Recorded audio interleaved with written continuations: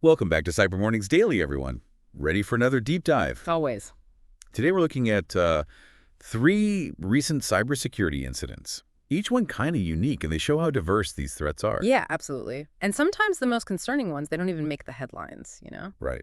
Speaking of under the radar, our first story, it's a little creepy. It involves infostealers and how they're targeting employees at major defense contractors. Yeah, this is a worrying trend for sure. We're talking Lockheed Martin, Boeing, even Honeywell.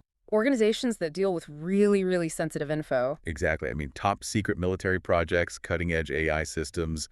It's like spy movie stuff. Mhm. And the crazy thing is, the attackers aren't using some super sophisticated zero-day exploit. Nope, they're relying on something much simpler and honestly much scarier. Human error. Oh no. Think about it. Downloading a game mod from a sketchy website or clicking a phishing link that looks like a work email. Suddenly, your computer's infected with an info stealer. It's logging your every keystroke and sending that data right back to the attacker. And they're selling access to these computers for like $10 each. $10 for potential access to classified military secrets. It's unbelievable. It really shows that cybersecurity, it's not just about impenetrable fortresses. It's about understanding human behavior. Even the tiniest slip-up can have huge consequences. Right. And if these highly secure defense contractors, they're struggling with info stealers, what about the average business or person? Were y'all just sitting ducks? Yeah, not necessarily. The threat is definitely real. But there are things we can do to protect ourselves. It starts with awareness, understanding how these attacks work, recognizing phishing signs and malicious downloads. So education is key. Absolutely. But it's also about those robust security measures, Yeah. multi-factor authentication, strong password policy. Okay, those are great preventative measures. But what if these info stealers are already in a system? How much damage could they do? Well, imagine an attacker gets the login of an engineer, one who's working on a sensitive military project. They could steal blueprints, sabotage systems, even plant malicious code to disrupt operations. Okay, I'm officially freaked out.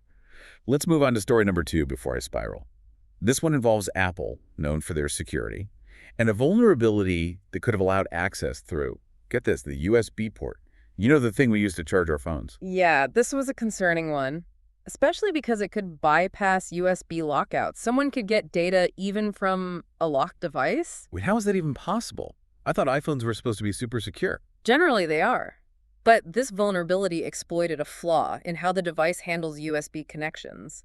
Certain forensic extraction tools could bypass security. Forensic extraction tools, like they use on crime shows. Exactly. These tools are usually for law enforcement, but imagine them in the wrong hands. Someone could grab your device, plug it in, and potentially extract all your data, even if your phone's locked and encrypted. Okay, that is terrifying. But you said could have allowed. So is this vulnerability still a threat? Good news is Apple patched it in iOS 18.3.1, which reminds everyone to always keep devices updated. Software updates often include important security patches. So everyone, drop what you're doing and update your iPhones. Seriously, do it now. It's one of the simplest things you can do to protect yourself. And it highlights the importance of staying vigilant, even with devices and companies known for good security. Great point. And speaking of vigilance, our third story today takes us to venture capital. A firm that invests in cybersecurity companies got hit with a cyber attack. Yeah, this one's fascinating. It shows anyone can be a target, even those deeply involved in the cybersecurity industry. It's a stark reminder that no one is immune. Kind of ironic, isn't it? This firm, Insight Partners, they invest in all these cutting-edge cybersecurity companies, yet they fall victim to something pretty low-tech, a social engineering attack. You're telling me the people funding the digital fortresses got outsmarted by a good old-fashioned con? It's almost reassuring. It shows how powerful social engineering is. These attacks prey on our trust, our willingness to help, makes them incredibly effective. In this case, it probably involved a phishing email, or maybe a phone call, someone impersonating a trusted source. So it's all about manipulating psychology, not necessarily exploiting technical vulnerabilities. Makes you realize cybersecurity, it's just as much about human behavior as firewalls and encryption. Exactly. And that's why security awareness training is so important. We got to give people the skills to recognize these attacks, to question suspicious requests, to verify information before they do anything. You know, it's funny. We talk about fancy cybersecurity tools all the time, AI-powered threat detection, all that. But sometimes the best defense is just awareness and skepticism. Absolutely. Technology is vital, no doubt. But humans are often the weakest link. Think about it. A sophisticated phishing campaign can get past anything. If someone clicks a bad link or downloads a compromised file, It's like this constant tug-of-war, isn't it? Attackers are always finding new ways to exploit us, yeah, and we're trying to stay one step ahead. it is a bit of an arms race. But the good news is we're not powerless. By understanding how these attacks work, being aware of our vulnerabilities, and adopting a culture of security awareness, we can make it way harder for attackers to succeed. So what's the takeaway here, besides me needing to double-check my scam filter right now? The takeaway is cybersecurity is a shared responsibility. It's not just for IT departments or security professionals. Everyone from the CEO to the intern has a role to play. That's a great point. It's about creating a culture of security, where everyone gets the risks and takes steps to mitigate them. But let's be real, even with the best training and tools, can we actually prevent all cyber attacks? Realistically, no system is 100% secure. But that doesn't mean we give up. By implementing the right safeguards and fostering that culture of awareness, we can seriously reduce our risk. So it's all about minimizing the attack surface, Yeah. making it as hard as possible for the bad guys to get in. Exactly. Layering your defenses, combining technical measures with strong security practices, and ongoing education. It's about making yourself a less appealing target. Okay, I'm starting to feel a little more empowered, a little less like a sitting duck.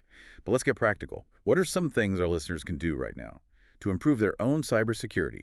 Well, first and foremost, be vigilant. Don't click links or open attachments from people you don't know. Be wary of calls or emails asking for personal info. If something sounds too good to be true, it probably is. So basically, don't be naive, question everything. It's like my mom always said, stranger danger. Exactly. Applies in the digital world just as much as the physical one. Another crucial thing is to keep your software updated. Those updates often have important security patches. They can protect you from known vulnerabilities. Don't ignore those pesky update notifications. They might be annoying, but they could save you a lot of trouble. Absolutely. And finally, think about strong passwords and enable two-factor authentication whenever you can.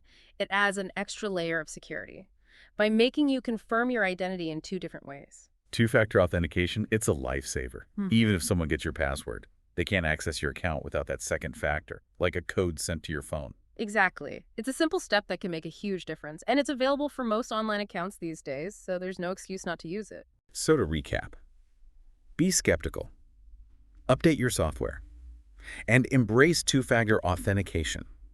It sounds simple enough, but it's amazing how many people still skip these basics. It's true. But awareness is growing, which is good. The more we talk about these issues, the more we educate ourselves and others, the better prepared we'll be for this ever-changing landscape. Speaking of evolving, the cyber threat landscape is constantly changing. What are some emerging threats we should be watching? What's keeping you up at night these days? Well, one area I'm particularly worried about is AI. Artificial intelligence is a powerful tool, but in the wrong hands, it could be used for some scary attacks. So the very tech that's supposed to help us defend could be used against us. That's a scary thought. It is. Imagine AI-powered phishing, creating personalized emails that are impossible to tell from real ones, or AI-driven malware that can learn and adapt to bypass security. Okay, now you're really scaring me. It sounds like we're entering a new era of cyber warfare, where the lines between human and machine are blurred. In a way, we are, but it's important to remember AI can also be good for cybersecurity. It can analyze tons of data to identify threats, automate security tasks, and develop better defenses. So it's a double-edged sword. It depends how we use this powerful technology. But it's clear the stakes are higher, and the threats are more sophisticated. Absolutely. And that's why it's more important than ever to stay informed, to adapt our security practices, and to embrace continuous learning. Well said. And on that note, I think it's time to wrap up this deep dive. Before we go, any final words of wisdom for our listeners? My final piece of advice is this. Be proactive. Don't wait for a cyber attack to happen before you act. Take steps today to protect your devices and your data. It's a lot to think about, for sure. I mean, we've talked about everything, from infostealers to USB vulnerabilities to social engineering. And don't forget AI-powered attacks. It's a lot to process. It really is. And I think it shows something important.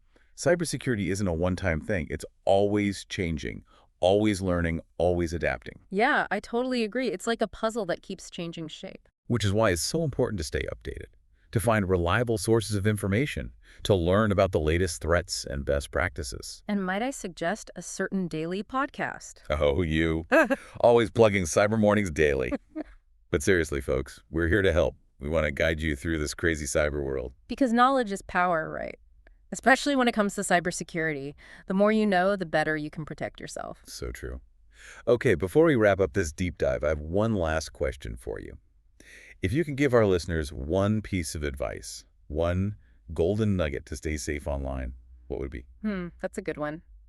I'd say cultivate a healthy sense of paranoia. You don't have to go full tinfoil hat, but always question, always assume the worst, and always verify. I love it. So basically, trust no one, not even your own computer. Pretty much. Be proactive, not reactive. Don't wait for something bad to happen. Take security seriously now. Okay, I'm feeling empowered and maybe a little paranoid, but in a good way. That's the spirit. Remember, cybersecurity is a journey.